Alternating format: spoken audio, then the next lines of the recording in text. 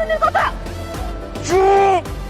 আল্লাহর দোহাই লাগে, রাস্তা কিন্তু এটা, হ্যাঁ রাস্তার মধ্যে কোনো কাহিনী কিচ্ছা জবেরটি না করে নিলে কিন্তু দুইটার একসাথে রাস্তায় ফেলে আনিস ভাই, সকাল সকাল এটা কি সিন দেখতেছি? হ্যাঁ, দুটা সুন্দরী বউ নিয়ে একসাথে ঘুরতে পেরেছে। আরে আপনার তো পুরো চান কপাল। বউ তো নয়, যেন হিন্দি সিনেমার নায়িকা, একটা কাজল আর একটা রানী মুখার্জি।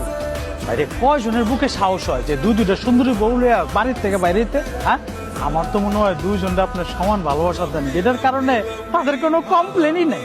কিভাবে থাকবে কমপ্লেন বলেন, কিভাবে থাকবে? জীবনে শুনছেন মিলন ভাই, বাঘিনীর খাঁচায় কলিজা দেওয়ার পর তারা খাবলা খাবলি করে না? বাঘিনীর খাঁচায় কলিজা দেওয়ার পর তারা সুন্দর করে একসাথে শান্তিপূর্ণ পরিবেশে মিউচুয়ালি ভাগাভাগি করে খায়। মস্করা করলেন না?